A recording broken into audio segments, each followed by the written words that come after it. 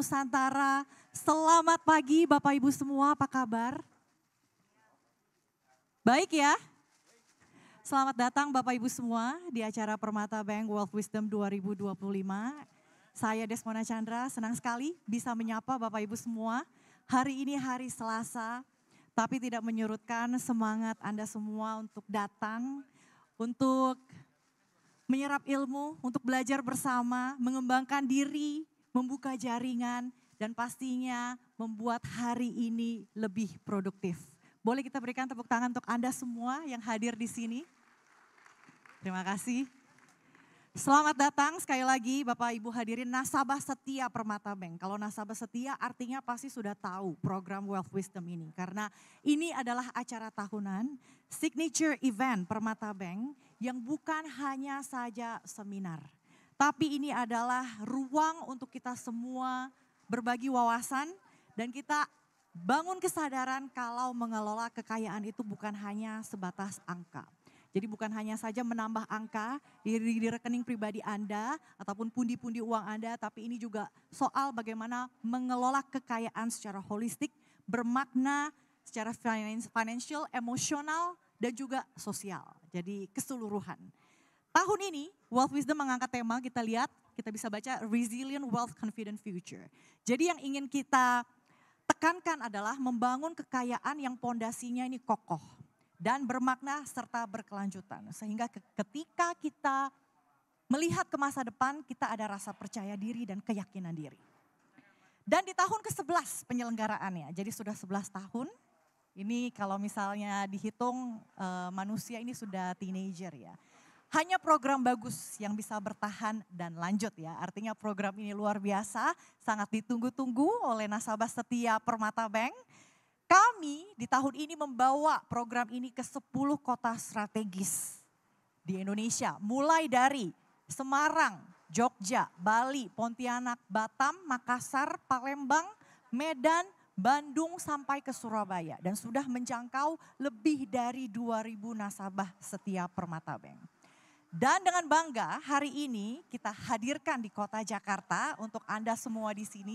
Sekaligus sebagai rangkaian penutup Wealth Wisdom 2025, persembahan khusus dari Permata Bank untuk Anda semua. Sekali lagi boleh kita berikan tepuk tangan kali ini untuk Permata Bank atas komitmen dan dedikasinya untuk memberikan layanan yang terbaik untuk Anda semua di sini. Kami juga ingin mengucapkan terima kasih kepada seluruh partner yang telah mendukung terselenggaranya acara ini. Ashmore Asset Management Indonesia, Batavia Prosperindo Asset Management, Asuransi Jiwa Astra, Astra Life, East Spring Investments Indonesia, Manulife Asset Management Indonesia, Schroders Investment Management Indonesia, Trimegah Asset Management, serta seluruh partner Permata Bank yang telah mendukung terselenggaranya Wealth Wisdom 2025. Baik, pagi ini Wealth Wisdom berlangsung secara paralel, jadi selain di sini juga ada di kelas sebelah. Di ruangan sebelah berlangsung sesi Wealth Class dengan tema Resilience in Growth, Stronger Foundation. Yang mengupas langkah-langkah strategis bagaimana menghadapi fluktuasi pasar, menghadapi kebijakan moneter global maupun lokal dan juga dinamika geopolitik. Sehingga kita bisa memposisikan diri, memperkuat posisi kita secara ekonomi dan nasional di tengah tantangan global yang terus berkembang. Tapi itu urusan kelas sebelah, kita fokus aja di sini ya. Di ruangan yang walaupun relatif lebih kecil tapi lebih hangat dan kekeluargaan. Baik Bapak Ibu nasabah setia Permata Bank, kita akan langsung masuk sesi yang pertama. Yang menyoroti tema Think Big, Grow Strong, Next Gen's Road to Thrive in Business. Ini topik kita pagi hari ini. Kita akan kupas strategi, mindset, dan inovasi yang dibutuhkan generasi muda untuk membangun satu pondasi yang kokoh agar meraih pertumbuhan yang berkelanjutan dan bisa menjadi inspirasi serta memperkuat kemampuan generasi penerus anak-anak kita dalam menghadapi tantangan pasar yang terus berkembang. Baik, kita akan berdiskusi dengan dua narasumber yang sudah berhasil kami undang pagi hari ini. Yang pertama adalah Profesor Renald Kasali, PhD, founder Rumah Perubahan dan juga guru besar Fakultas Ekonomi Bisnis UI. Beliau adalah seorang akademisi dan praktisi. Silakan Prof di tengah. Oh, di sebelah sini laptopnya sudah siap untuk Anda. Selain akademisi dan praktisi bisnis, yang ingin saya tekankan di sini ya, Prof ini tentu wawasan dan pengetahuannya luas ya, karena kan namanya aja guru besar. Tapi beliau mampu menyederhanakan konsep ekonomi yang begitu rumit, kompleks kadang ya, susah untuk dicerna, menjadi bahasa yang sangat dipahami dan praktikal ya, Prof ya. Dan selain itu ketika menyampaikannya juga ya, karena guru besar pastinya filosofi ekonominya ini sudah sangat kuat ya. Tapi beliau bisa menyampaikannya dengan menyesuaikan dengan perkembangan zaman. Apalagi di disrupsi informasi seperti yang kita hadapi saat ini. Dan di balik itu semua ada nilai wisdom yang disampaikan yang bisa kita resapi bersama. Itulah Prof. Renald Kasali. Sekali lagi boleh kita berikan apresiasi. Terima kasih sudah meluangkan waktu untuk hadir. Satu lagi narasumber saya yang kedua. Direktur Genesis Holdings, pengusaha dan juga dikenal sebagai content creator di Indonesia. Ia juga terkenal sebagai salah satu pendiri platform keuangan ternak uang dan sekarang menjadi mitra pendiri di Genesis Holdings dan juga meluncurkan platform edukasi keamanan cyber jadi hacker. Raymond Chin, silakan. Seorang tech savvy, Mas Raymond silakan di tengah. Ini kursi saya soalnya. Sudah saya book dari awal ya. Seorang tech savvy, ia mampu mencermati peluang ya di tengah windows yang sangat sempit dan itulah kunci yang menjadikan ia seorang winner. Tapi ia tidak menyimpan informasi itu semua untuk dirinya sendiri.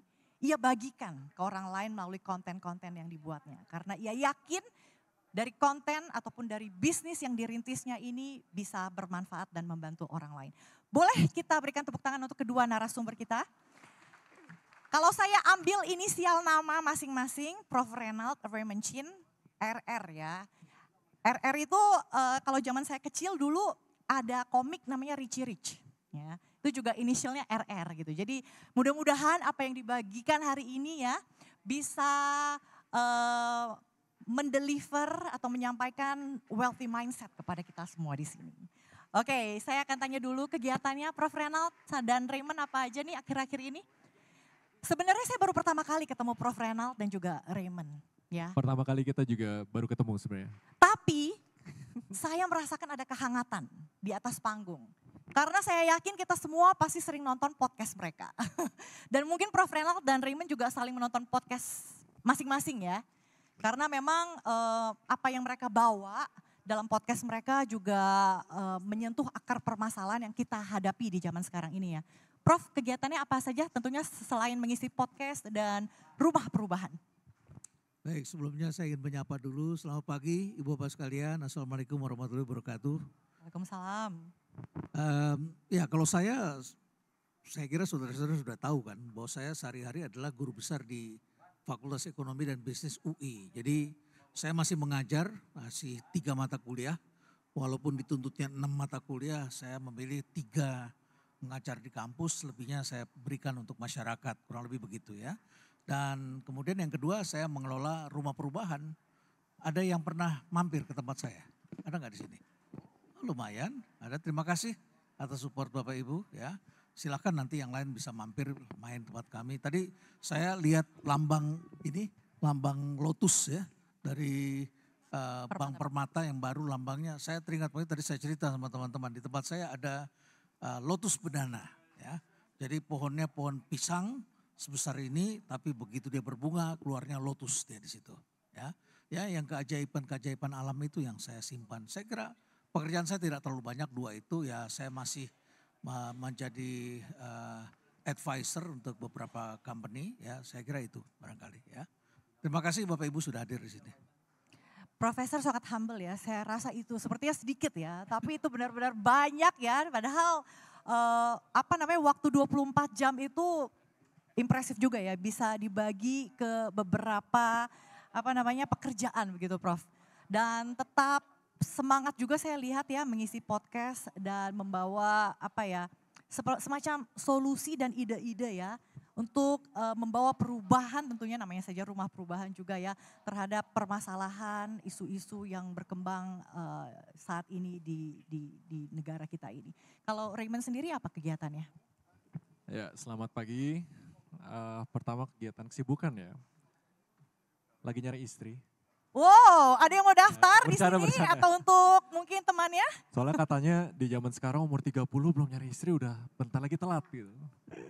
Belum punya istri tapi pacarnya berapa? Wah, no. Wah, Betul, oke. Emang beneran sih.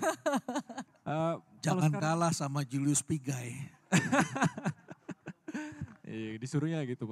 Malah sekarang agresifnya lebih banyak karena holdingnya itu lebih ke investment. Jadi sebenarnya ada 3 aktivitas utama. Sekarang selain manage portfolio company udah kita invest.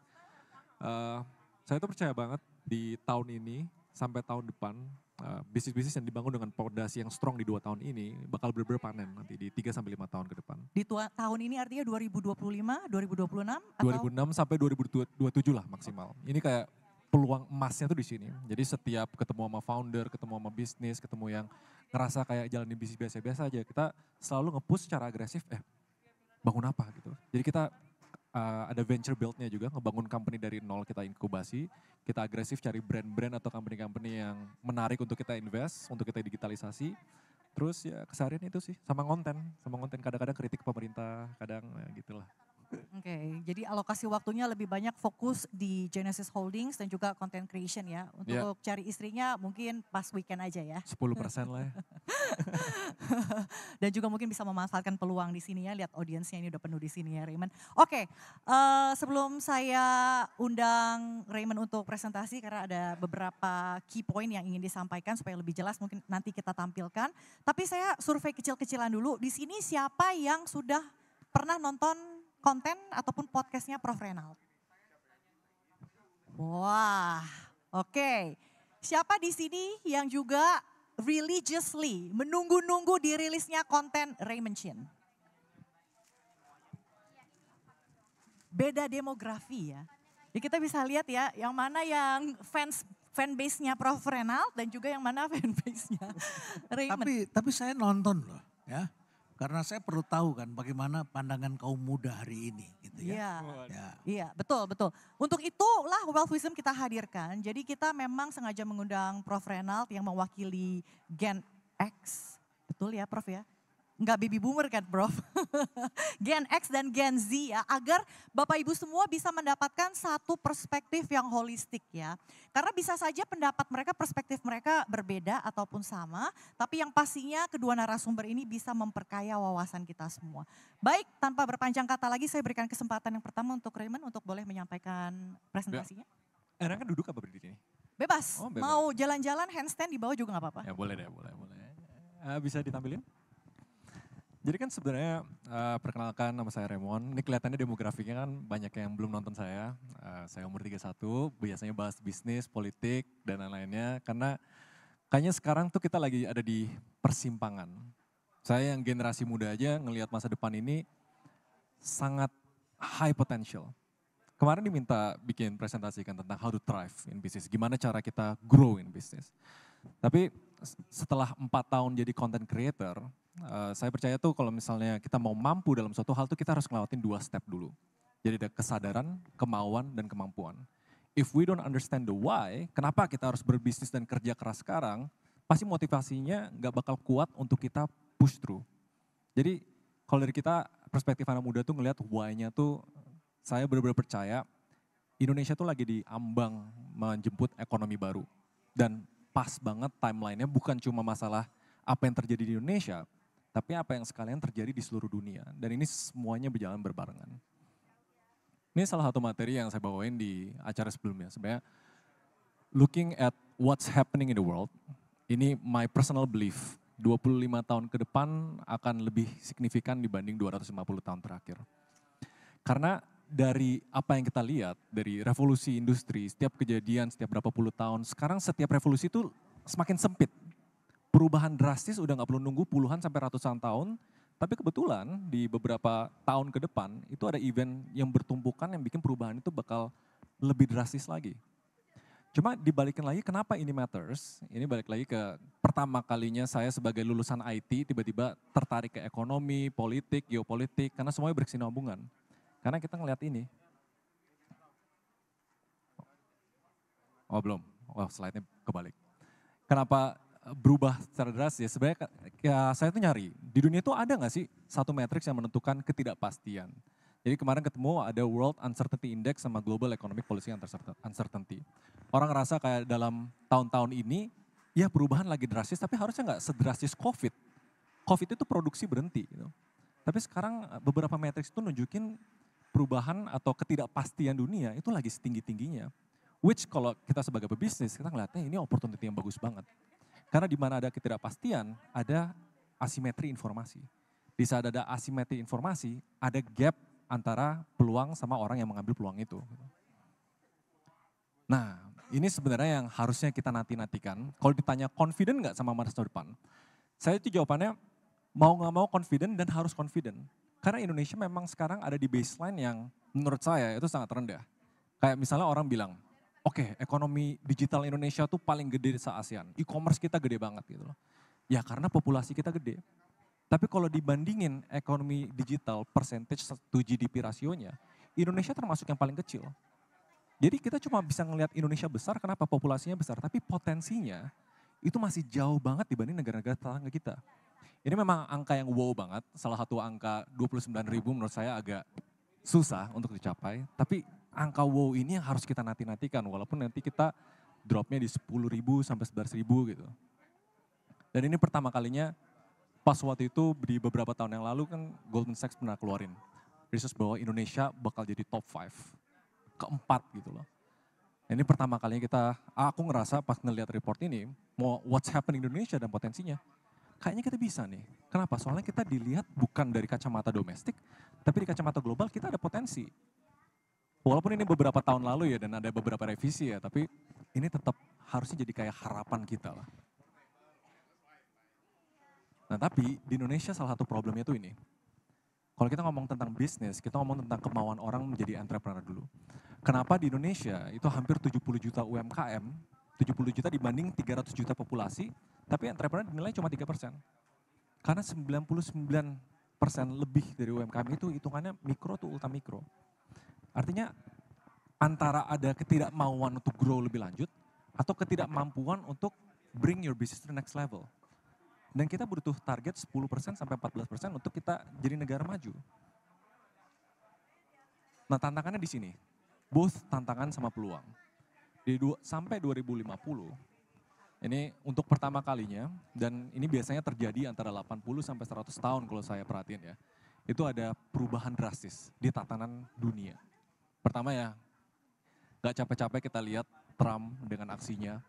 Jadi kalau lihat dari sejarah, hampir setiap 80 sampai 100 tahun sekali itu dunia berubah rajanya. Sebelumnya Eropa, habis itu pindah ke hegemoninya Amerika, habis itu sekarang kayaknya mulai ditantang oleh China. Dan ini bakal ngaruh ke cara dunia bekerja secara ekonomi. Yang kedua, banyak yang nggak sadar juga, ini kejadian yang nggak pernah terjadi di seumur hidup kita. Seberapa besar kekayaan itu ditransfer antara baby boomer ke generasi yang baru.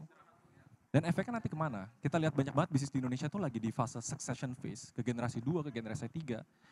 Nah ini bukan sekedar masalah uangnya berpindah doang. Cara generasi muda, cara generasi baru memanage uang mereka, risk managementnya, investasi di bisnisnya, cara mereka hiring dan lain-lain itu bakal completely berubah. Cuma sekarang belum terlalu kerasa, kenapa? Soalnya masih di fase persimpangan.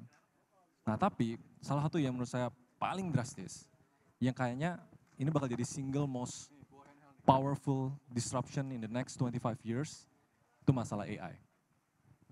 Indonesia sempat hype kemarin, AI bakal merubah ini, bakal gantiin pekerjaan dan lain-lain. Tapi honestly per sekarang, se-hype-hype-nya AI di Indonesia, kita tuh baru scratching the surface, baru kulit. Mayoritas masyarakat Indonesia masih belum tahu seberapa disruptifnya nanti ke depannya pas AI bukan di level individual lagi. Saya yakin teman-teman di sini banyak yang udah pakai ChatGPT ya. Atau bahkan udah sampai nggak bisa hidup tanpa ChatGPT. Nah itu AI di level individual.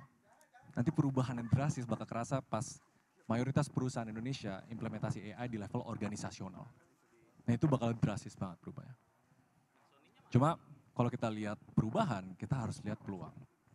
Nah, kenapa di salah satu YouTube saya kelihatan orangnya agak sedikit pesimis kalau kata netizen. Tapi realitanya sebenarnya itu adalah sisi pandang kritis. Kenapa Indonesia digaungin sebagai ekonomi yang luar biasa besar potensinya? Sebenarnya karena kita ngelihat generasi kita, GDP per kapita kita itu memang di baseline yang rendah. Dan kita dipush oleh yang namanya bonus demografi. Nah, cuma banyak yang belum bahas ini. Pas produktivitas naik terus, di setiap negara tuh pasti ada putar baliknya. Sebelumnya angka-angka bonus demografi atau generasi produktif itu naik terus. Harusnya di 2030, antara 2030 sampai 2035, itu angkanya menurun. Pelan-pelan generasi kita bakal lebih ke generasi yang lebih tua, lebih lansia, lebih kurang produktif. Dan ini jendela yang nggak bisa diputar balik lagi. So bisa dibilang kalau ditanya apakah kita harus buru-buru, apakah kita harus cepat ambil potensi ini, jawabannya kalau menurut saya adalah we have to do it now. Karena ini nggak bisa diulang dan panen puncaknya bonus demografi itu mungkin dalam maksimal 10 tahun ke depan. Dan timeline kita untuk untuk Indonesia Emas bentar lagi gitu. Nah, impactnya dari semua itu, dari Amerika, dari wealth transfer sama AI, ada report dari World Economic Forum kalau nggak salah, dibilang berapa puluh juta sampai hampir 100 juta pekerjaan di masa depan, itu bahkan kita nggak tahu itu apa. Karena perubahan sedrastis itu, yang kita bisa lakuin sekarang adalah nggak bisa memprediksi sesuatu yang pasti, tapi kita harus punya prinsip-prinsip yang kuat biar kita bisa mengantisipasi itu. AI, kenapa AI sepenting itu? Mungkin ini nggak ada di pemaparan, tapi kalau ditanya upside paling besar di Indonesia, harusnya ekonomi digital itu jadi pendorong utamanya. Karena at one point, pas China melakukan ledakan GDP mereka, di antara tahun 2011 sampai 2022, itu dia grow ekonominya secara drastis, tapi ekonomi lamanya sekitar 7,5 triliun USD, itu nggak berubah. Dia grow-nya benar-benar diisi sama ekonomi baru, yaitu ekonomi digital, tanpa sacrificing ekonomi lama. Dan Indonesia belum di titik itu. Jadi skill paling penting, salah satunya kalau misalnya kita udah lihat ada perubahan yang drastis ini, apa sih yang harus kita invest? Surprisingly, kalau lihat dari banyak riset sama analisa di seluruh dunia, bukan tentang hard skill, oke, kita harus paham AI, coding, dan lain-lain. Semakin kita ngelihat ada uncertainty, kita semakin melekat ke skill-skill yang sifatnya foundational. Dan yang keluar ujung-ujungnya critical thinking, design thinking, adaptive learning, leadership, emotional intelligence. Karena satu hal yang pasti, pas AI udah ngelakuin disrupsi, itu memaksa manusia untuk berpikir lebih tinggi lagi tarafnya. AI itu single-handedly menurunkan barrier of entry untuk banyak sekali hard skill digital. Jadi skill-skill yang ke depan yang harus dipelajari itu memang foundational kita untuk bersiap-siap lah atau beradaptasi terhadap ekonomi ke depannya. Jadi to summarize everything, potensi kita gede banget.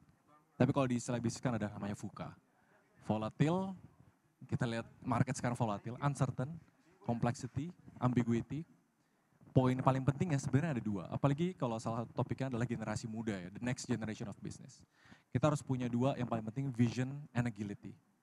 Karena kalau di zaman sekarang kita terlalu yakin sama satu hal dan terlalu kaku, kita bakal dilindas sama perubahan. Tapi kalau kita agile banget dan selalu berubah tapi nggak punya visi, ujungnya kita lari di tempat.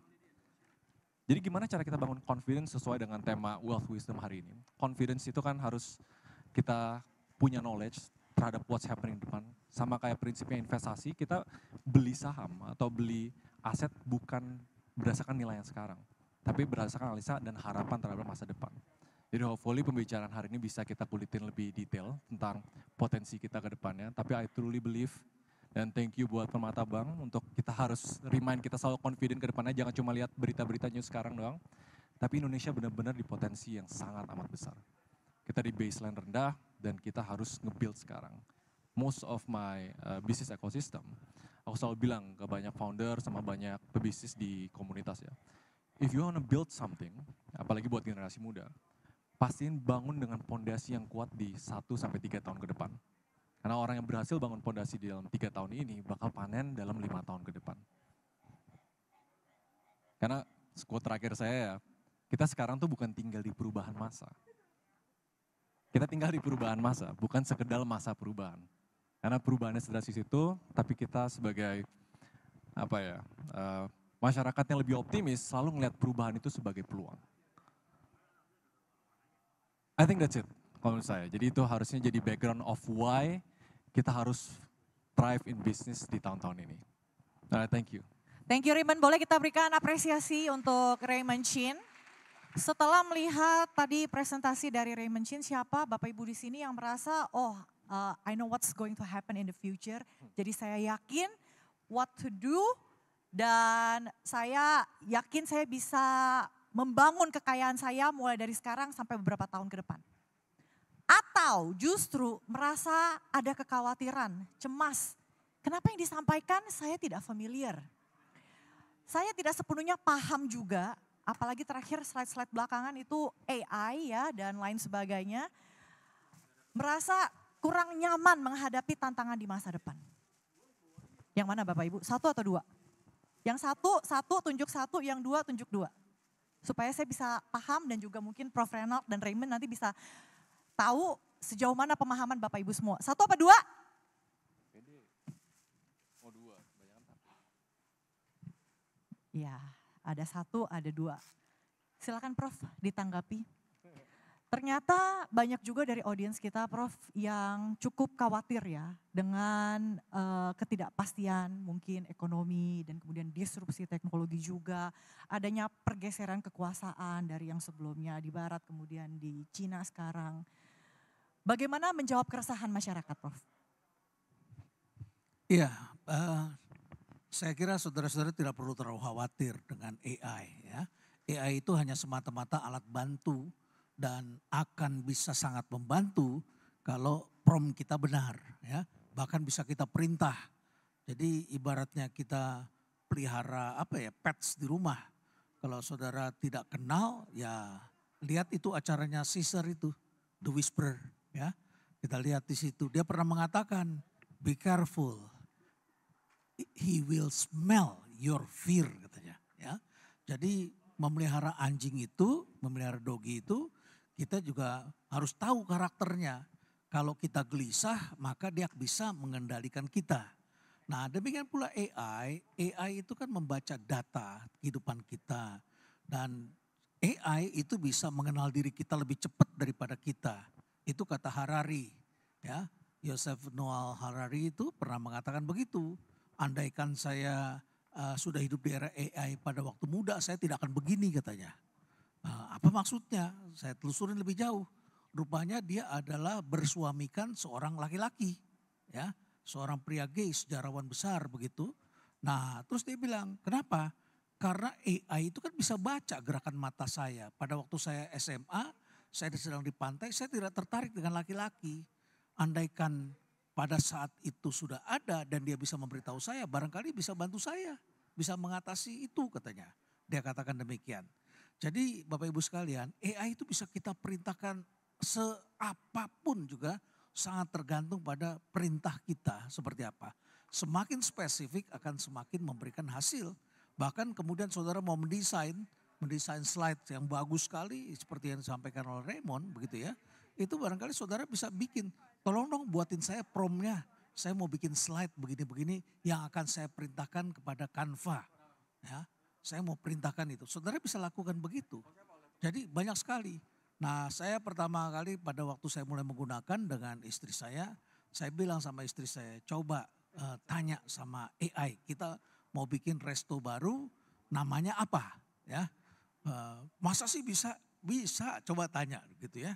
Nah kami sedang membuat misalnya rumah perubahan itu sebentar lagi ada sport centernya di dalam itu di belakang. Nah dari sport center itu kemudian di depannya itu ada rumah Batak ya. Karena Jakarta Timur dengan Bekasi itu kantongnya orang Batak begitu kan ya. Nah maka kami bikin di situ ada Sopo Etimo.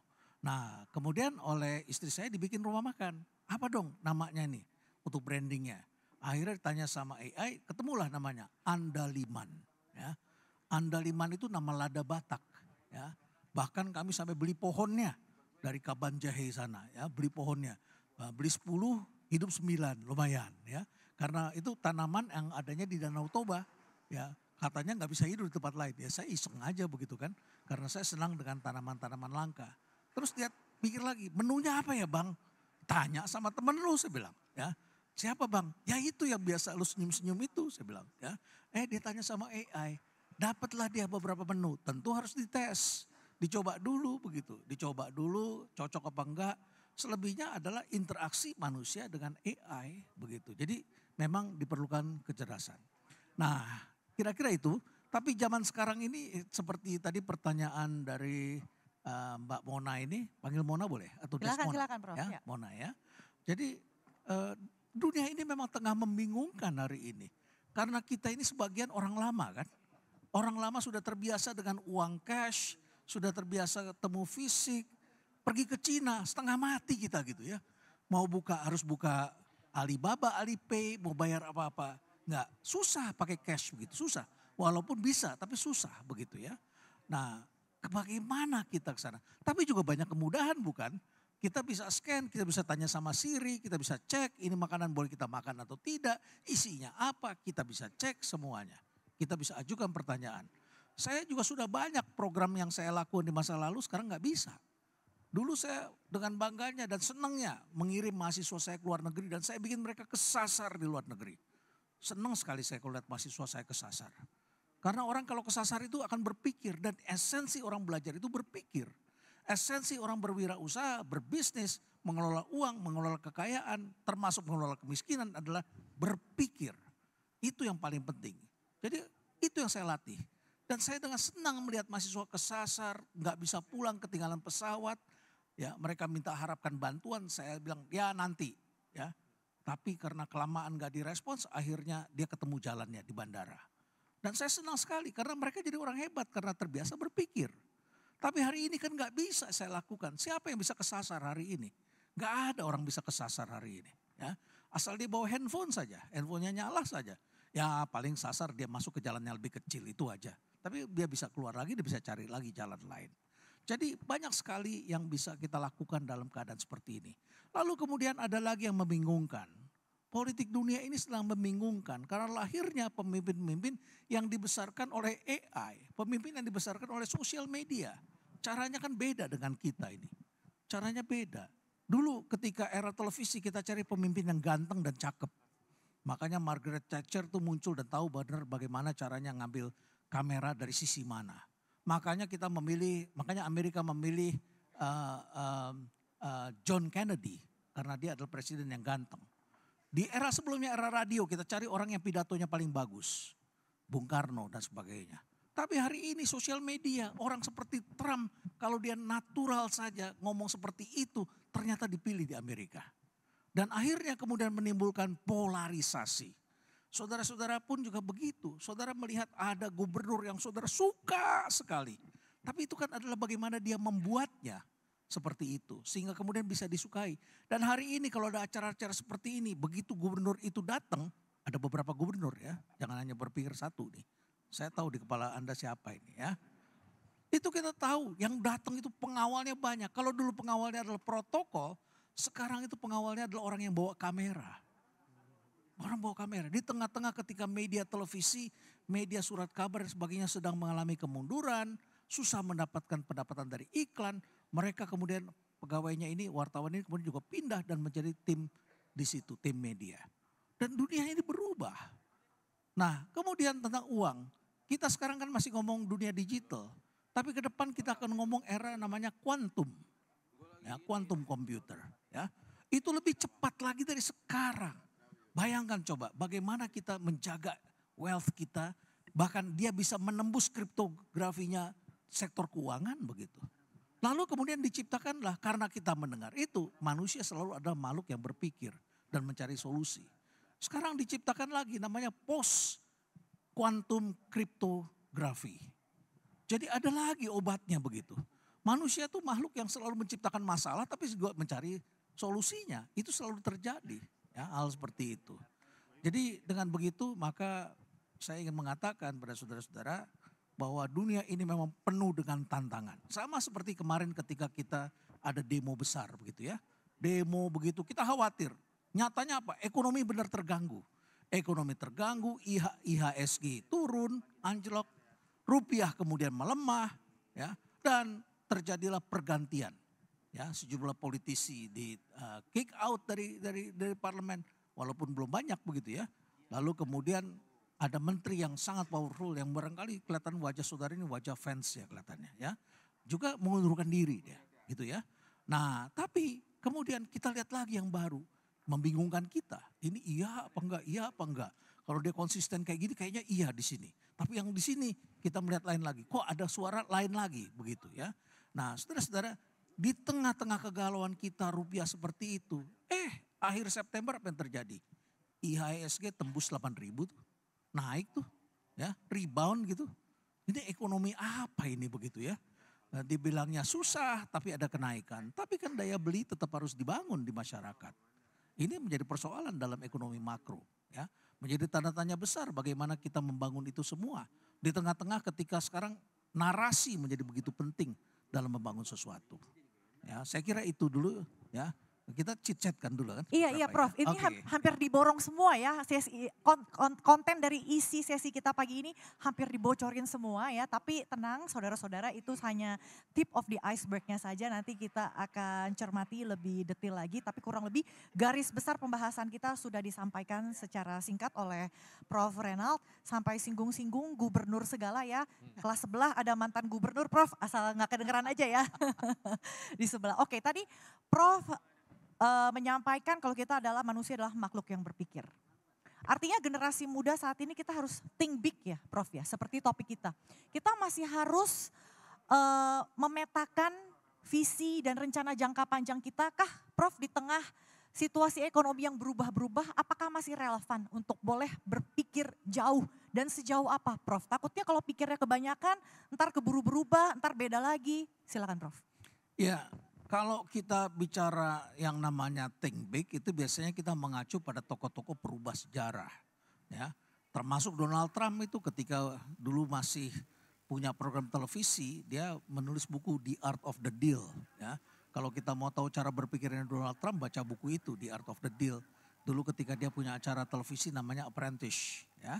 Nah saudara-saudara disitulah logika itu dan kemudian Donald Trump pernah mengatakan, you have to think though. So why don't you think big katanya. Kan kita harus berpikir. Kenapa gak berpikir yang besar sekalian? Toh mau berpikir besar atau berpikir kecil, mental energinya sama begitu. Kenapa gak berpikir yang besar sekalian? Kata Donald Trump. Dan kemudian ini diulas oleh banyak tokoh. Dan akhirnya kemudian mengaculah kita pada tokoh-tokoh besar yang mengubah sejarah. Seperti Steve Jobs dan lain sebagainya. Tapi kan kita hidup di Indonesia. Yang kita bukan inventor. Inventor itu sedikit sekali. Saya ketemu kemarin dengan seorang inventor, dia membuat alat, ya, alat kerja. Dan karena di sini kurang dihargai, dia brandingkan, dia beli perusahaan di Amerika. Beli di Amerika supaya dapat American brand. Tapi produksinya tidak di Amerika, produksinya di Taiwan. Produksinya di China supaya dapat low cost. Saudara-saudara, hari ini dengan masuknya Cina ke dunia kita, mundurnya populasi di Cina, karena populasi kan kebijakan satu anak penduduk turun di sana. Ya, kita juga harus siap ke depan karena anak kita nggak mau menikah. Raymond aja bilang sekarang baru cari istri katanya, ya kan? Dan itu banyak sekali kan anak-anak muda sekarang seperti itu. Bahkan ditanya yang perempuan, mau punya anak berapa? Mereka jawab child free. Itu kan karena TikTok itu, ya. Gita Savitri gitu ya. Nah, saudara-saudara, dunia berubah, Cina mengalami penurunan, Tiongkok mengalami penurunan jumlah penduduk, ekonominya juga terganggu ketika Amerika menghalangi dengan tarif tinggi. Maka dia masuk ke sini, apa impactnya bagi kita? Kita harus memikirkan apa nih, apa yang harus dilakukan. Berpikirnya adalah harus berpikir low cost. Kita nggak bisa lagi beroperasi dengan standar biaya yang sama. Kita harus cari mekanisme supaya kita bisa beroperasi dengan standar biaya yang rendah. Efisiensi ini menjadi kata kuncinya. Nah berpikir besar itu termasuk di dalamnya adalah tentu visinya jauh ke depan. Kalau jauh ke depan itu artinya kita belum melihat, kita nggak melihat yang praktis-praktis yang sekarang terlihat di sini. Dan tentu saja bagi anak muda harus memikirkan ini ke depan karena banyak sekali hal baru yang belum terlihat. Di era post quantum cryptography nanti akan ada banyak industri baru. Jadi yang disebut dengan berpikir ini adalah tidak terjebak pada constraint hari ini. Hari ini banyak yang jadi constraint, tapi ke depan mungkin akan terjadi hal lain. Nah ini tentu tidak bisa dilakukan oleh kita yang hanya berpikir hari ini. Nah hari esok seperti apa Pak? Nggak ada yang tahu. Kita semua nggak ada yang tahu. Ya kita kerjakan aja kecil nanti akan bermuara. Dari 10 hal yang kita kerjakan mungkin yang jadi 2. Tapi 2 itu menjadi cikal bakal. Hari ini biasa itu sekali kalau kita mengembangkan usaha apapun ada saja yang tidak berhasil, yang tidak jadi. Dan itu bukanlah suatu kegagalan tetapi itu adalah suatu proses yang harus dilewati. Lalu kemudian ini transformasi current yang sekarang ini ada. Ya, kita transform the current bukan sekedar ikut bermain. Ya, harus kita bisa scalability, ya kita tingkatkan skalanya. Kemudian juga ini harus punya keberanian tetapi tetap kalkulatif. Celakanya nih terjadi kebalikan nih hari ini. Ada kita di antara kita yang berpendidikan tinggi, banyak tahu tetapi nggak punya keberanian. Sebaliknya ada yang kurang begitu berpendidikan tetapi beraninya luar biasa begitu. Ini terjadi pertemuan hari ini. Saya mempunyai seorang anggota tim saya tidak di rumah perubahan di luar itu hanya pendidikannya SD kelas 5. Tapi sekarang menjadi salah satu tokoh begitu di salah satu institusi begitu ya. Saya tidak usah sebutkan namanya nanti saudara incer-incer nanti dia dicopot begitu ya. Nah, tapi orang ini berpikir tajam, cuma dia kurang kalkulatif. Tidak kalkulatif karena dia biasa berpikir bebas begitu. Kemudian ini alignment antara ide, strategi dengan eksekusi harus di-align. Seringkali orang hanya ide tetapi tidak bisa mengeksekusinya. Lalu kemudian fight step by step. Kita harus atasi lewat proses step by step. Ya. Dan yang terakhir ini memiliki sikap mental sebagai drivers. Saya membedakan 2 tipe manusia, tipe passengers dan tipe drivers. Ini renungan setelah lebih dari 30 tahun saya mengajar. Ya. Dan saya melihat semakin kesini semakin banyak orang mentalnya passenger. Ya, tidak mengherankan passenger. Kenapa? Karena hari ini saudara tidak perlu lagi pergi ke ATM untuk menggunakan uang, mendapatkan uang. Saudara duduk di tempat saja, saudara uang datang. Saudara tidak perlu lagi pergi ke perpustakaan untuk baca buku. Ya, saudara tidak perlu lagi pergi ke restoran untuk pesan makanan. Semuanya bisa datang ke tempat kita begitu. Sehingga ini sangat memungkinkan anak-anak kita akhirnya memiliki sikap mental sebagai passengers. Dan kemudian juga tidak memiliki apa yang disebut the pain of paying. Karena tinggal tap semua. Kalau saudara-saudara ini kan dulu dibesarkan dengan sebagian nih kalau saya lihat wajahnya. Ini adalah generasi old money. Old money itu uang cash. Dan ketika saudara membayar, saudara membeli sesuatu harganya sebut saja 2 juta. Ketika saudara menyiapkan uang 50 ribuan sampai 500 ribu, saudara pikir, oh banyak juga ya. Gak jadi beli, karena uangnya banyak. Tapi kalau saudara tinggal tap, apalagi anak-anak kita tidak pernah menghitung uang, maka mereka tidak akan mempunyai the pain of paying. Mereka akan loss seperti itu. Ini bagaimana kita mendidiknya. Sehingga kemudian kita merasakan ada kalanya anak-anak kita kok seperti itu. Tapi inilah kita ada seni di situ bagaimana kita mempersiapkan next generation agar mereka bisa lebih siap dalam menghadapi era baru ini. Oke, tadi disampaikan kita benar-benar harus think big ya Prof ya. Jangan takut dicap mimpi siang bolong gitu. Be realistis aja, enggak seperti itu ya. Tapi think big dan ini kuncinya sudah dibagikan ya. Selama kita bisa mematuhi beberapa rambu-rambu di sini. Jadi meskipun panjang gitu ke depannya ya, tapi selama kita bisa mengkalkulasi ya, kita tidak hanya saja flying blind gitu, kemudian juga sepanjang perjalanannya itu kita juga bisa re-strategi ya Prof ya, realign kembali, maka hopefully kita akan berada di track yang benar ya, menuju cita-cita dan harapan kita ke depannya. Nah artinya ya Prof ya, bolehkah, kita geser dulu sedikit ke Raymond, think big. Apakah kamu dulu pas muda, sekarang juga masih muda sih, think big juga Raymond? Sampai kamu bisa di posisi sekarang saat ini sebagai seorang director dan juga ya banyaklah kerjaan lainnya. Sebagai kelahiran 94, itu sebenarnya belum Gen Z, perbatasan Gen Z milenial.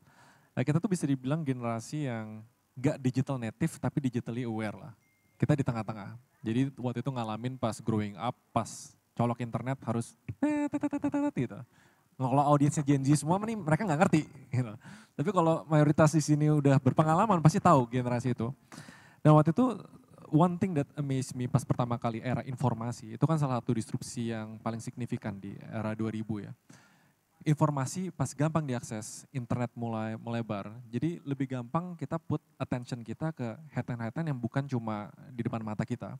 Waktu itu salah satu yang dilihat, apalagi sebagai lulusan IT ya, lihat Bill Gates, habis itu ngeliat Steve Jobs, habis itu ngeliat Mark Zuckerberg. Ini tokoh-tokoh yang selama ini kalau ngelihat top 10 in the world, ya selalu infrastruktur, telco, old businesses lah. Terus tiba-tiba kucuk-kucuk datang anak umur 30, drop out dan lain-lain, kok bisa mereka ngelakuin kayak gitu. Jadi waktu itu sebenarnya thinking bignya bukan mulai dari thinking big. Tapi saya benar-benar percaya thinking big starts with curiosity. Kita penasaran, waktu itu penasaran, nih oke, sama-sama nih lulusan IT, sama-sama kerjanya di depan laptop, sama-sama kita punya kapabilitas create something di cafe depan laptop bisa dinikmatin sama jutaan orang. Tapi kenapa nasib kita beda? Gitu. Karena dari dulu basisnya adalah bukan harus dipaksa thinking big, tapi selalu dipaksa thinking curious. Selalu mempertanyakan kenapa begini. Ujung-ujungnya manusia kan ya kapasitasnya adalah berpikir. Karena curiosity itu dan terpapar sama attention yang tepat, akhirnya secara natural kebangunlah thinking big itu. Nah tapi thinking big ini jadi suatu keharusan untuk sekarang. Karena kalau misalnya kita nggak think big, kita jadi nggak bisa punya namanya motivasi dan konsistensi untuk solve the small problems. Esensinya menjalani bisnis, menjalani karir atau wealth management atau apa itu basically series of decision of solving problem gitu. Tapi kalau misalnya kita nggak punya target yang besar, kita nggak bakal punya motivasi atau konsistensi to keep solving the problem. Gitu. Jadi menurut saya pribadi soal thinking big ya. Tadi langsung dijawab di sini pas mikir thinking big, oke, wajib atau nggak wajib. Tapi yang lebih wajib lagi adalah starting small.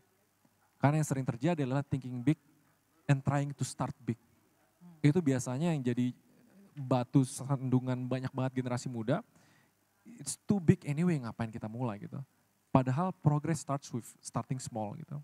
Tapi basisnya dari semua itu, kalau misalnya kita mau how to think big and start small secara konsisten dan dibikin itu secara bawah sadar, actually is to start building your curiosity. Gimana cara kita nge-instill anak-anak muda, gimana cara kita instill generasi baru, mau itu mulai bisnis atau berkarir, mulailah menjadi orang yang penasaran. Karena orang yang penasaran dan menanyakan hal-hal, semuanya dipertanyakan lah, walaupun kita tinggal di generasi yang pas sekolah, bertanya itu seakan-akan salah. Nah ngapain sih nanya, so tau gitu. Padahal itu basisnya untuk kita do change society and solving problem, karena dimulai dari pertanyaan, dari why. Jadi kayak thinking big, yes penting, asal-usulnya adalah kenapa waktu itu penasaran ngelihat Mark Zuckerberg, Bill Gates drop out, waktu itu sempat kepikiran bahkan apa drop out aja ya, beda bos. Mereka drop outnya dari Ivy League gitu, mereka drop outnya dengan background gitu. Saking penasarannya akhirnya itu curiosity that leads into thinking big. I think dasarnya gitu. Soalnya kalau ditanya, bisa nggak kita paksa 90% atau enggak gini, lebih dari 5 dari 10 orang anak muda untuk think big, kita paksa gitu. Susah banget. Kadang ada kapasitasnya, kalau kita nggak bikin mereka sadar dan penasaran, mereka nggak bakal mau untuk think big anyway. There's no reason think big. Kacamata pendek, apalagi ngelihat semua problem dan mereka udah apatis, dan mereka ngelihatnya ya udah jalanin aja hidup.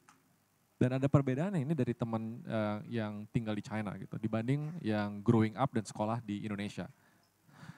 Kalau di Indonesia, kita ngomong ke anak-anak gitu, cita-citanya pengen apa?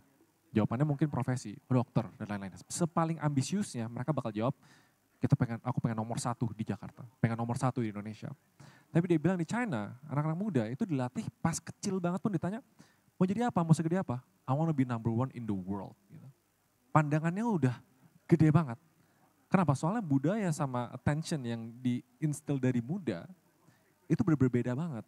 Dan balik lagi awalnya adalah dimulai dari attention yang tepat sama rasa curiosity itu. I think itu the easiest takeaway untuk generasi muda mau think big, start with being curious gitu. Oke. Jadi intinya adalah tetap ya harus kita bermimpi besar gitu ya. Besar banget itu enggak apa-apa ya. Dan kemudian kita gali rasa keingintahuan kita, rasa penasaran. Nah kita mulai dari sana dulu. Tapi ngomong-ngomong ya Raymond ya, pada zamanmu itu kan kamu merintis sebagai content creator ya. Sementara tokoh idolamu adalah Mark Zuckerberg, Bill Gates, mereka bukan content creator. Bagaimana itu memulai profesi sebagai content creator dan kemudian akhirnya berhasil sukses menjadi besar seperti saat ini? Waktu itu tuh enggak nggak ngeprediksi atau nggak nge-planning untuk jadi content creator. Jadi waktu itu sebenarnya situasi yang memaksa untuk jadi content creator. Pas ngebangun startup pertama, eh, dua dari co-founderku tuh creator, aku bukan. Dari dulu tuh pengennya jadi orang di belakang layar, pengen yang ngurus operasional, eksekusi, Karena jadi IT ya. IT gitu. Introvert naturally dan gak suka public speaking gitu. Tapi gara-gara Terus situasi, ngapain nih di sini ngomong dari tadi kayaknya itu waktu dia. saya kurang banyak daripada. Nah, itu nyambung ke topik ini. Confidence ternyata bukan di-build, bukan kebanyakan orang mikir confidence itu tunggu ada dulu baru kita ngelakuin sesuatu. Ternyata confidence build setelah kita ngelakuin sesuatu. Kebalikannya. Kan banyak orang mikir kayak confidence, ya kita tunggu punya confidence dulu, belajar. Gak bakal kebangun. Until you actually do it, dan porsi gagal kita kepake, dan confidence naik. Itu yang aku gak expect. Tapi sebagai, dulu emang Mark Zuckerberg, dulu Bill Gates, sempat waktu itu nge-fanboy banget sama Elon Musk. Salah satunya adalah, kok dia bisa nge-push personal branding dan personal attention-nya dia untuk nge-grow bisnisnya dia. Waktu itu fanboy banget. Terus sekarang berpindah ke Jensen Huang gitu. Nah, attention economy ini ternyata baru sadar, ini kan udah 4 tahun konten, baru sadar di tahun kedua sampai tahun ketiga. Apa sih komoditas paling mahal di dunia gitu? Orang bilang waktu, orang bilang uang, apalah gitu. Ternyata di pertarungan era digital, which I think semua bakal main ke digital ke depan, salah satu komoditas paling mahal itu attention. Gimana cara kita dapat bola matanya orang. Orang yang dapat attention, waktu itu quote-nya ada, people have attention, controls their destiny. Lu nggak perlu ngatur cara dia ngapain, cara dia maksa dia dengan aturan-aturan. Selama kita punya attention mereka, ya kita bisa ngatur hidup dia dan kita bisa grow bisnis kita. Dan ternyata attention economy itu salah satu industri dengan CAGR atau growth tahunannya yang paling gede di dunia per sekarang juga. Nah tapi ini masih early. Jadi kita lihat sebagai content creator / business masih banyak yang berubah. Dulu orang ngerasa kayak personal branding is a must dan dia yang harus ngegerek bisnis. Tapi itu pun teorinya muncul karena attention economy ini dari awal-awal. Baru belakangan ini dalam 1 tahun 2 tahun terakhir kita lihat oh itu malah counterproductive gitu loh. Jadi bahkan personal branding bisa ngancurin bisnisnya gitu. Jadi kalau idola di era digital sekarang tuh aku selalu berubah-berubah. Lihat dari zaman, waktu itu ngefans sama Elon Musk, terus ngelihat tingkahnya belakangan ini, oh, kok kayaknya lebih keren Jensen Huang ya. Diem-diem aja di LinkedIn-nya dari waiter tiba-tiba CEO Nvidia gitu. Jadi kita juga harus nyesuaiin lah. Tapi ya one thing for sure, kita punya visi, idola bisa berubah, kiblatnya bisa berubah, dan kita harus agile aja sih. Kalau aku nggak kayak harus jadiin satu idola, jadi satu Tuhan gitu, nggak selalu berubah. Baik. Oke, sebelum saya lanjutkan diskusi dengan kedua narasumber, saya mau mengapresiasi Bapak Ibu semua yang ada di sini. Prof, ruangan ini full house. Boleh kita tepuk tangan dulu? Mohon maaf untuk Anda yang berdiri di belakang, kami juga tidak menyangka, tadi saya lihat ada beberapa staf hotel ini sampai gotong-gotong kursi untuk menambahkan, tapi karena memang ruangannya hanya cukup segini, jadi mohon maaf berdiri sehat ya, kaki semakin kuat, sambil menyimak pasti tidak terasa waktu itu berlalu. Oke Prof, tadi disebutkan kalau kita harus punya rencana jangka panjang Prof. Dan kita mungkin sebagai pelaku usaha di sini saya lihat mayoritas mungkin di sini juga pelaku usaha yang profesional, yang mungkin juga punya usaha sampingan. Bagaimana kita membangun bisnis kita Prof? Apakah sebaiknya kita fokus ke satu usaha yang betul-betul kita kuasai? Atau mungkin seperti Raymond, melihat ada peluang di sana sini, kita tap into the business, kita manfaatkan momentum, kemudian kita kembangkan. Contoh saja Prof, tadi Prof sempat singgung soal rumah perubahan nanti juga akan bangun sport center. Kalau saya pikir-pikir tadi saya terawang, wah jangan-jangan Prof Reynald mau bangun yang namanya lapangan pedal. Betul nggak Prof? Jadi maksud saya, apakah kita melihat, wah saat ini contohnya semua terpedal-pedal. Apakah kita manfaatkan momentum itu, kita langsung saja tap into the business, kita lihat, oh mungkin ROI-nya nih setengah tahun sebagian orang bilang ya, meskipun capitalnya besar tapi ROI-nya ini cepat. Seperti apa Prof? Atau kita stick to the status quo, kita fokus aja apa yang kita bisa? Ya itu style Indonesia memang begitu, setiap kali ada peluang ditangkap, begitu ya. Tapi saya kira yang dilakukan oleh Raymond dan juga yang lain itu adalah harus ada konsepnya yang merekatkan itu semua. Ya. Kalau kita tidak merekatkan itu nanti akhirnya kita akan pusing sendiri. dan itu menjadi tidak sejahtera. Itu akan menjadi satu masalah sendiri ya. Nah kalau di tempat saya berpikirnya di tempat saya itu adalah menjadi crowd economy ya. Suatu kawasan akan menjadi crowd economy. Nah untuk jadi crowd economy tentu kita harus bangun ekosistemnya. Saya sudah berhasil membangun ya paling tidak bagi saya anggap sudah baik gitu ya. Itu apa yang disebut dengan crowdfunding. Barangkali Bapak Ibu termasuk donatur diantaranya. Kita bisa ya. Ada yang pernah jadi donatur kita bisa di sini? Ada? Nah, berarti cukup banyak ya. Kami bangun itu ya saya jadi orang di belakang dan saya menyusui mereka selama sekitar 4 tahun begitu.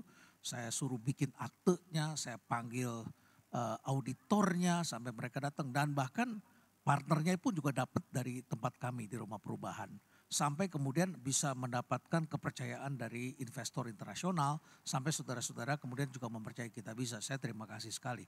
Kita bisa kemudian sekarang berkembang, bikin asuransi ya, masuk ke saling jaga untuk membantu melindungi orang dengan pendekatan donasi dan sebagainya. Dan juga masuk ke asuransi syariah.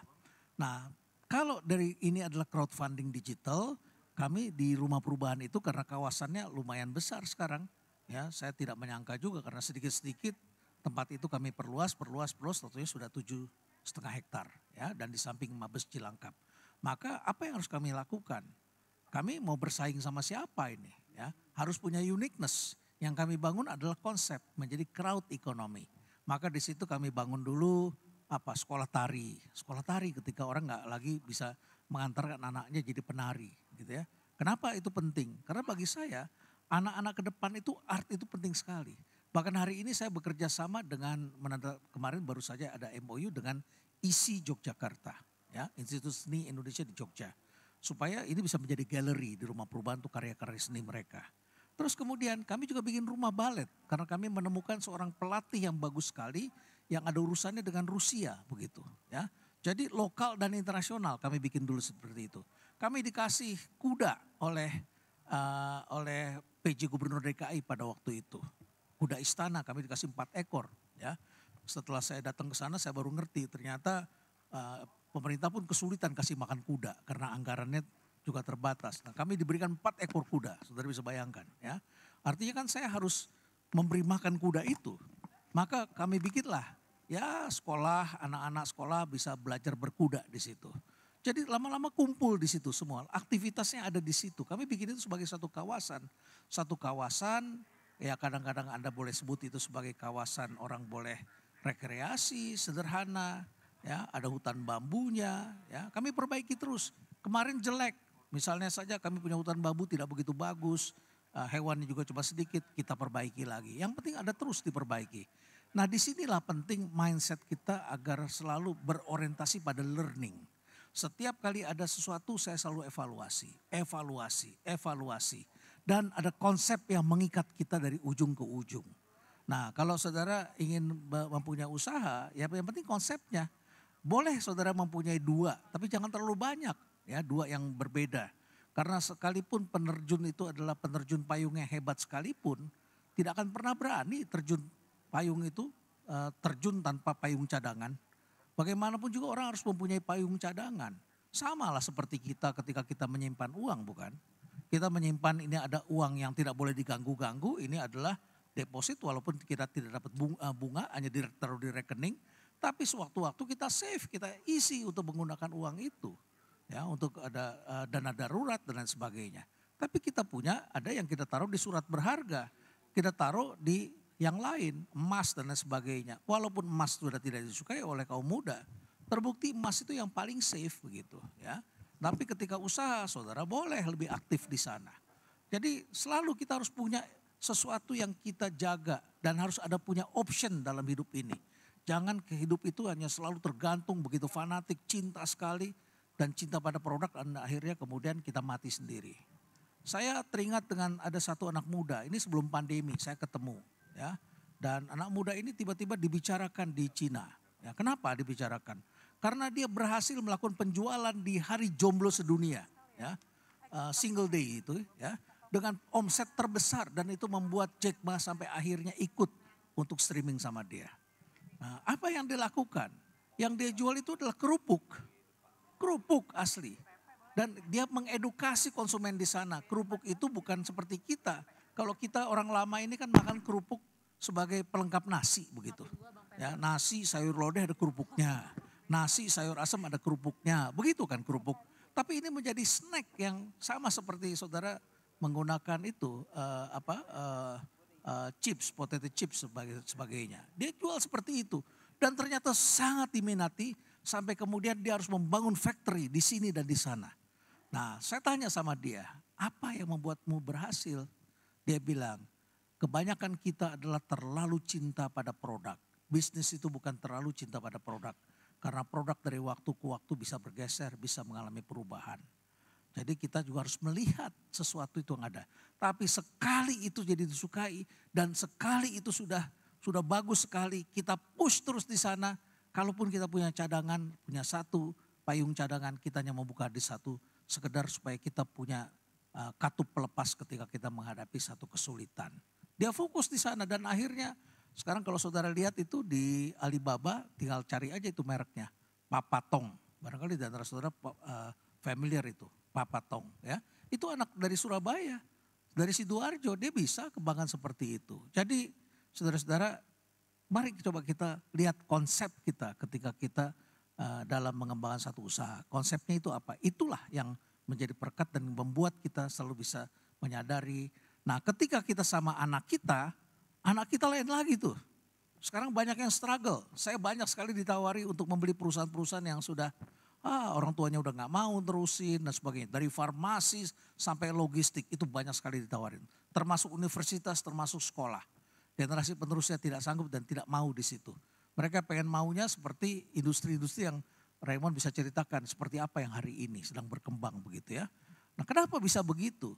Pertanyaannya adalah apa yang harus dipersiapkan oleh orang tua kepada anak ketika anak sedang menanjak dewasa? Apa yang kita persiapkan? Ada nggak jalan menuju ke sana? Dulu ketika saya jadi reporter, jadi wartawan, saya suka gelisah melihat orang-orang yang jualan koran di pinggir jalan. Pagi hari koran di drop di pinggir jalan. Saya lihatin ini orang-orang yang berjuang. Beberapa tahun kemudian saya diminta untuk pindah ke marketing. Marketing surat kabar dan majalahnya di Kompas Gramedia. Ketika saya turun ke lapangan lagi, saya lihat lagi. Ternyata itu adalah orang-orang hebat. Ya, ada orang namanya Ari Tonang di Pasar Senen. 8 banteng ada lagi siapa. Itu uang receh semuanya ditaruhnya langsung dicemplungin sama tukang koran di kaleng-kaleng itu. Tapi itu uang yang nilainya besar sekali. Dan yang menarik lagi adalah mereka berhasil menyekolahkan anak-anaknya sampai ke Jerman, sampai ke Inggris. Anda tahu kan orang Batak itu adalah orang yang paling tekun dalam mendidik anaknya sekolah. Jumlah sarjana tertinggi secara persentase di Indonesia itu adalah suku Batak. Dan mereka mendidik anaknya. Tapi ketika anaknya kemudian selesai sekolah, anaknya gak mau lagi di lapangan banteng. Anaknya gak mau lagi di Pasar Senen. Sama dengan saudara-saudara kalau saudara punya pet shop. Pet shop saudara itu kan bau. Karena di situ ada binatang, ada kotorannya, ada makanannya. Saudara angkat ini, angkat itu. Ya, tentu saja saudara berjuang sangat keras. Tapi akhirnya saudara mempunyai pet shop sampai 20, 30 dan sebagainya. Anak-anaknya bagaimana? Dipersiapkan atau tidak? Anak-anak tentu mempunyai kontribusinya sendiri. Misalnya saja bagaimana digitalisasi, mapping. Ya. Kita orang lama kalau survei masih door to door, melihat dan lain sebagainya. Padahal cara tergampang kan pergilah ke McDonald. Ya. Pergi ke McDonald cari radius 10 kilo dari situ. Apa saja yang ada di situ. Itulah tempat di mana ekonomi bergerak. Karena McDonald itu juga melakukan survei dengan menggunakan GPS gitu. Jadi sekarang kami melakukan cara-cara seperti itu. Saya mengajar. Karena saya mengajar saya perlu contoh.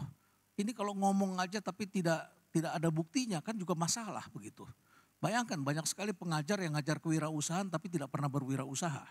Ya, sama dengan psikolog yang tidak pernah melihat manusia kan kurang lebih begitu kan. Jadi saya akhirnya kemudian ketemu dengan sosial media, ketemu dengan TikTok, ketemu dengan YouTube. Apa sih yang kalian punya? Ya, coba ceritakan. Akhirnya saya ketemu dengan seorang yang mempunyai usaha, mempunyai kosmetik, mempunyai ini. Begitu ditunjukin kepada saya kaget omsetnya. Omsetnya 2 triliun, 3 triliun. Ini luar biasa saya bilang seperti ini. Ya. Terus kemudian akhirnya saya tanya, kalian bisanya apa? Keahliannya apa? Akhirnya kita bikin produk. Terus saya bilang, saya nggak perlu besar-besar lah. Saya minta minority shareholder aja. Kita sama-sama bangun. Yang menarik adalah mereka fokus pada produk, kami fokus pada branding begitu. Kami coba kembangkan dan itu menjadi alat bagi saya mendidik anak-anak muda. Dan ternyata mereka bisa mengembangkannya itu dengan baik. Karena mereka dibesarkan dalam dunia baru. Ya. Jadi bagaimana sekarang kita dengan anak-anak muda, dengan anak-anak kita agar kita bisa maju bersama. Kalau kita hanya sendiri berpikir dengan cara kita, pasti kita bentur dengan anak-anak kita. Dan pasti usaha itu menjadi tidak membahagiakan. Saya katakan pada anak saya, one day kalau ayah sudah tidak ada, kalian boleh bongkar tempat ini. Bikin tempat ini sesuai dengan citra kalian. Ya.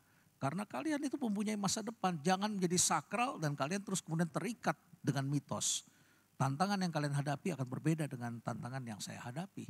Tapi saya bekali dia dengan skill-skill tertentu yang kira-kira dia bisa hadapi untuk masa depan. Kira-kira begitu. Terima kasih Prof. Renald ya. Jangan cinta mati sama produknya ya, tapi kita semua harus punya konsep yang kuat. Kalau Prof. Renald beruntungnya banyak sekali bisnis ataupun tawaran yang datang ya, artinya inbound begitu ke Prof. Renald ya, karena ya public figure dan punya banyak relasi, networknya juga luas, tapi kan tidak semua punya privilege seperti itu ya Prof ya. Ya, Jadi, tapi network itu penting sekali, sering dikatakan if you don't have network, it means that you no work, ya katanya begitu. Kita semua tetap harus mempunyai network, seperti di sini saudara pasti ketemu dengan network ya. Jadi tadi ya, selain kita menambah wawasan dari narasumber kita di sini, para panelis, di sini juga adalah satu forum untuk Anda semua membangun jejaring, membangun network ya, supaya ada work ke depannya ya, work yang menghasilkan cuan. Nah, tapi untuk teman-teman di sini yang mungkin jangkauannya lebih terbatas, Raymond terakhir ya, sebelum saya beri kesempatan untuk Bapak Ibu bertanya, saya tidak ingin memanfaatkan atau menggunakan waktu berharga Bapak Ibu untuk saya ngobrol sama Raymond dan Prof. Renald, saya akan berikan kesempatan. Tapi terakhir dari Raymond mungkin ya, kira-kira bisnis apa, usaha apa, peluang apa yang resilient, yang tahan banting lah bisa dibilang di siklus ekonomi dan di tengah-tengah gejolak ekonomi dan situasi yang tidak menentu? Kalau ngomong bisnis yang paling bertahan ya, kemarin baru banget bikin skrip untuk satu YouTube video tentang The Quiet Billionaires. Jadi kayak banyak banget miliarder-miliarder dunia tuh yang gak di spotlight. Jadi gak flashy, gak di sosmed dan lain-lain. Terus kalau dibedah mayoritas dari bisnis yang lakuin itu bisnis-bisnis yang sangat boring. Yang balik lagi ke fondasinya dari sebuah bisnis kan menyelesaikan sebuah masalah, solving customers problem. So yang bertahan udah pasti yang problemnya foundational, walaupun it sounds boring. Contohnya kayak kemarin ada di headline Jason Derulo invest di car wash business. Semua orang mau sampai akhir zaman juga tetap butuh cuci mobil gitu, tetap butuh laundry dan lain-lain gitu. Cuma a matter of resiliency atau model bisnis yang bisa bertahan lama itu harus satu, foundationally solving a problem di society. Kedua, bisa adaptasi sesuai dengan zaman. Dan salah satunya yang dilakukan sama Jason Derulo waktu itu, bisnis modelnya diubah jadi subscription basis, dibikin digitalisasi untuk ekspansi bisnisnya. Jadi cara untuk ngejalanin bisnisnya walaupun problemnya sama itu berubah terus gitu. Tapi kalau misalnya tanya saya pribadi, what do I see in the future? Apalagi nyambungin dari semua indikator makroekonominya, pelajarin dari negara-negara maju yang sempat berkembang dalam beberapa tahun terakhir. Yang pasti sih saya paling excited di satu industri. Industri yang very heavily related sama middle class. Karena bisa dilihat dari hampir semua negara maju di seluruh dunia, itu pasti bergantung dengan adanya ledakan populasi middle ini. Karena satu hal yang fundamentally atau secara fundamental berbeda kalau misalnya middle class sudah merajalela, ada yang namanya discretionary spending. Pas mereka udah nggak terlalu ngos-ngosan dengan kehidupan, harus survive, yang penting bulan ke bulan, mereka punya uang ekstra untuk pengeluaran sekunder, pengeluaran tersier. Disitulah baru kalau kita kemarin lihat China itu boom banget dari middle class, gym, entertainment, digital, software, dan lain-lain itu meledak dan itu yang jadi ledakan ekonomi di negara itu. So if you ask me, saya emang bias, I'm very digital centric, tapi emang indikatornya nunjukin ke sana. Hampir semua bisnis yang kayaknya bakal boom, yang gak terlalu, misalnya kita gak mimpi jadi bos telco atau infrastruktur atau apa itu bisnis lama lah yang barriernya udah tinggi. Yang baru yang barriernya sangat amat rendah itu anything to do with digital.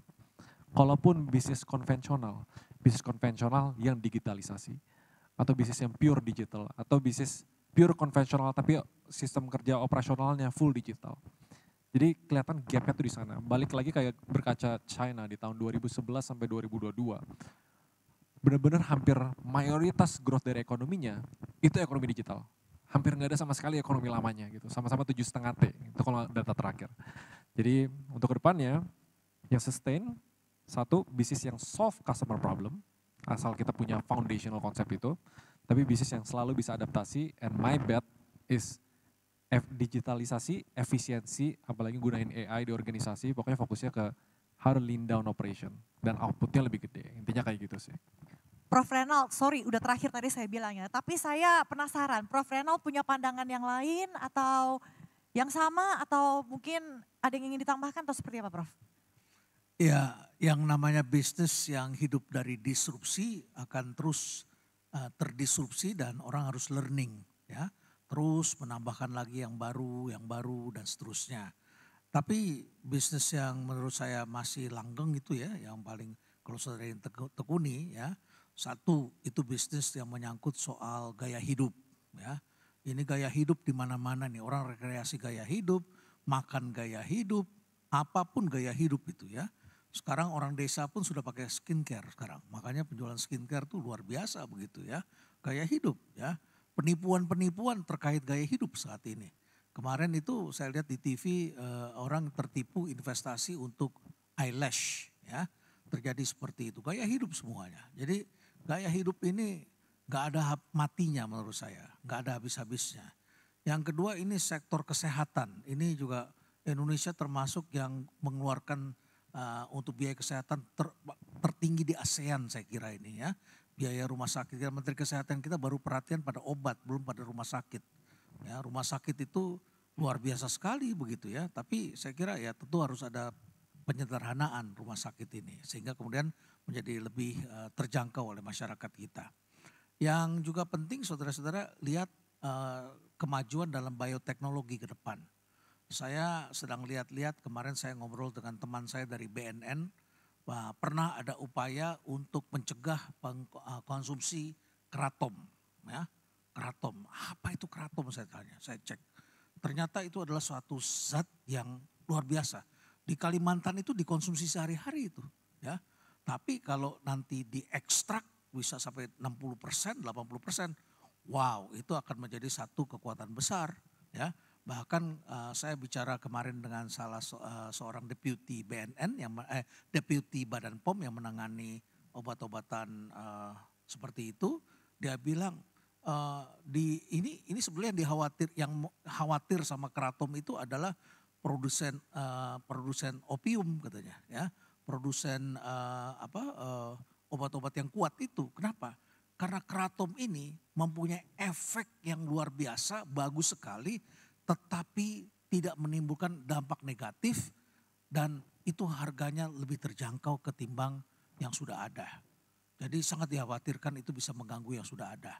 Dan itu awalnya adalah seorang senator di Amerika memberikan itu sebagai terapi buat anaknya. Ya. Jadi anaknya sudah kecanduan kemudian dikasih keratom. Ternyata keratom yang bagus itu dari Indonesia begitu. Dan kemudian setelah diberikan ternyata itu bisa menghilangkan kecanduan. Ada banyak yang bagusnya di situ. Ada lagi saudara barangkali pernah mendengar ayahuasca. Ayahuasca ini sejenis jamur yang adanya di daerah Amerika Latin. Dan itu hampir semua pendiri startup itu merasa menjadi lebih cerdas karena mengkonsumsi ayahuasca. Dan itu biasanya dikonsumsi dengan ada ritualnya di sana. Di Indonesia sudah ada tapi di Bali katanya. Ya. Nah itu bisa membuat orang yang depresi menyembuhkan depresi. Menjadi lebih ketemu dia dengan masa lalunya. Mengantarkan seseorang tuh dengan masa lalunya. Bisa ketemu seperti itu.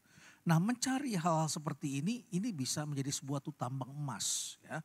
Tetapi ini tidak mudah dan apapun yang tidak mudah akan tidak dimasuki oleh banyak orang. Tapi ketika sesuatu itu mudah ya maka itu akan bisa diikuti. Seperti tadi disampaikan oleh Mona, pedal misalnya kayak begitu ya. Di banyak negara sekarang sudah oversupply. Ya, di Indonesia juga begitu karena harganya bagus gitu ya. Tapi kalau saya bikin Kids Academy karena di sekitar rumah perubahan itu ada banyak sekolah bagus di situ. Ada ACS, ada sekolah Korea, ada lab school, ada Nizamia Andalusia, ya, ada Pangudi Luhur di tempat saya. Saya bikin Kids Academy di situ. Jadi saya sesuaikan. Kita lihat. Nah, lagi-lagi apa? Konsepnya apa? Jadi bisnis itu bisa seperti itu. Nah, kalau saudara mau tambahkan lagi, apalagi satu lagi yang tidak juga ada mati-matinya. Ya makanan lah. Orang kita itu makan itu rekreasi, ya, rekreasi. Ya, bagian dari rekreasi ini adalah negeri konsumsi. Ya, saudara bayangkan saya diundang bicara untuk memberikan materi untuk para guru besar senior di UI. Diundanglah saya. Ya saya lihat-lihat dibilang senior, ya saya lebih senior dari mereka gitu kan. Ya, nah jadi akhirnya pergilah kami ke Cirebon. Di Cirebon saya ditawari makan. Saya bilang saya masa makan di hotel sih di Cirebon. Saya nggak makan akhirnya. Ya, yang menawari saya guru besar senior itu, ya, makan di hotel. Udah setelah selesai staf saya tanya, Bapak mau makan di mana? Kita makan di nasi jamblang, saya bilang. Nasi jamblang Bu Nur, ya. Pergilah saya ke sana. Sesampainya saya di sana saya lihat itu semua dosen ada di situ itu. Dan wajahnya gembira sekali gitu. Padahal apa sih saudara-saudara? Nasi jamblang itu nasi di atas daun jati, ya kan? Terus kemudian ada tahu semurnya, ada cumi hitam, yang hitam sekali, ada tempe goreng, ada telur, ya begitu-begitu aja kan. Tapi itu jadi rekreasi, itu konsep itu lain sekali. Dan membuat orang semua yang keluar dari situ saya lihat, loh kita ketemu di sini dan bahagia sekali wajah mereka begitu ya. Jadi saya pikir orang kita memang luar biasa, konsumsi makan itu konsumsi yang luar biasa. Saya kemarin ketemu dengan seorang pengusaha rokok, ya. Saya bilang, aduh saya turut berduka cita ya, rokok sekarang susah saya bilang. Karena digempur nih oleh produsen yang skala kecil dan gak pakai cukai dan sebagainya ya. Saya bilang, iya terus bagaimana bisnis rokok? Oh kami tenang saja, loh kenapa? Saya punya franchise dan saya punya 4 franchise dan kami punya 200 restoran ada disebar di berbagai mall di Indonesia dan semuanya laku katanya. Ya, dia bikin franchise sejenis sabu itu, shabu gitu, ya, makanan itu. Dan dia bikin orang makan di situ seperti party gitu.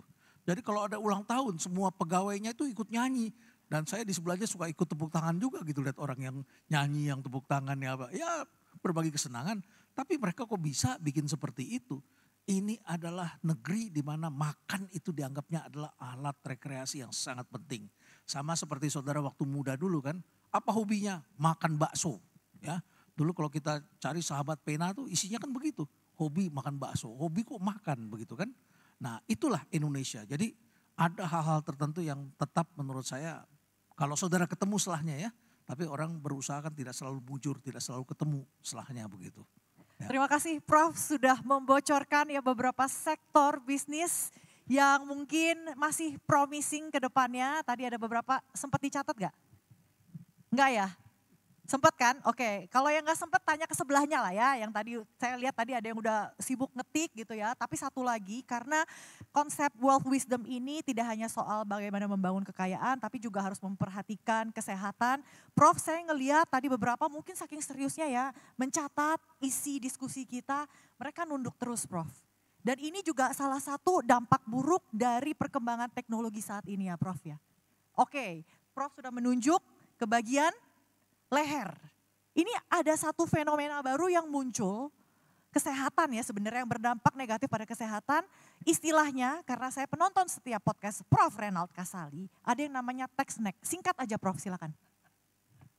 Ini ditemukan oleh seorang dokter namanya Dean Fisherman kalau tidak salah ya. Dia menemukan pasiennya, dia dokter bedah syaraf, dia bingung sekarang nih yang banyak datang tuh justru orang yang kalau dulu kan back pain, saraf kejepit back pain. Sekarang yang banyak datang tuh saraf kejepit di leher gitu. Ya, ketegangan di leher dan sebagainya. Akhirnya dilakukan penelitian dan ditemukan ternyata sekarang saraf kejepit pindah ke leher. Karena kepala kita itu beratnya 4-5 kilo. Tapi begitu kita nunduk, lihat HP kita ya tanpa kita sadari. Kita semua nih termasuk saya juga termasuk. Saya baca itu berat kepala kita yang ditanggung oleh leher kita menjadi 27 kilo katanya. Ya. Dan itu mengakibatkan di sini sudah banyak orang mengalami syaraf kejepit di leher. Tapi jangan khawatir, kan saya bilang manusia selalu menemukan solusinya kan, cari solusinya. Pakai endoskopi itu sekarang ya temuannya. Jadi di operasinya sekarang pakai endoskopi. Saya tanya sama dokternya, kenapa pakai endoskopi? Ya karena di sini susah, banyak ranjaunya, syarafnya nih ada jalur napas, ranjaunya banyak. Jadi lewat belakang katanya dilakukan endoskopi, sayatannya cuma 7 mm. Jadi dunia kesehatan ini berubah total dengan adanya dunia kamera, dengan adanya software dan lain sebagainya. Begitu teks. Terima kasih Prof. Renald. Mohon maaf Bapak Ibu semua, saya harus ingkar janji. Saya tidak bisa memfasilitasi sesi Q&A. Saya mau tapi saya sudah dikasih warning no Q&A. Karena waktunya akan kita alokasikan untuk Bapak Ibu saling berjejaring begitu ya. Nanti kita akan ada makan siang juga. Tapi kita sesi pertama ini sayangnya harus saya akhiri di sini. Boleh kita berikan apresiasi untuk Prof. Renald Kasali dan juga Raymond Chin. Dan tentunya sesi pagi ini dapat terselenggara dengan baik karena dukungan dari para partner kami, ada Mandiri Investasi, BNP Paribas, Sequis Asset Management, Rovers, O, Leverett, dan juga partner-partner Permata Bank lainnya yang sudah mendukung terselenggaranya Wealth Wisdom 2025.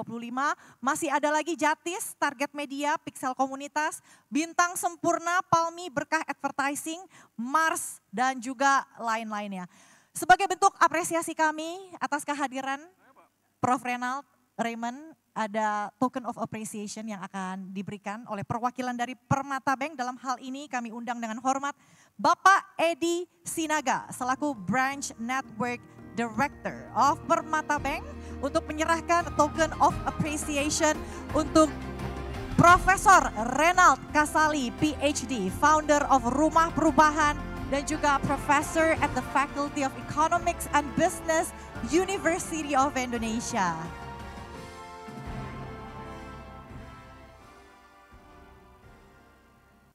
Terima kasih Prof. Renald sudah berbagi wawasan dengan kita semua di sini. Satu lagi untuk Raymond Chin.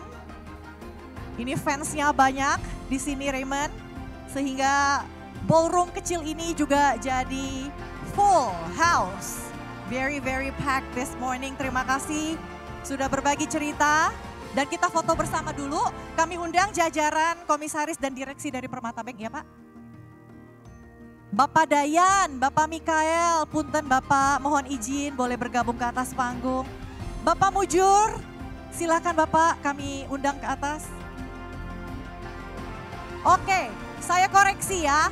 Bapak Edi Sajoga, Branch Network Director yang baru saja menyerahkan token of appreciation kepada kedua panelis kita. Sekarang kita foto bersama terlebih dahulu. Untuk mengabadikan sesi pertama Wealth Wisdom 2025 Kota Jakarta.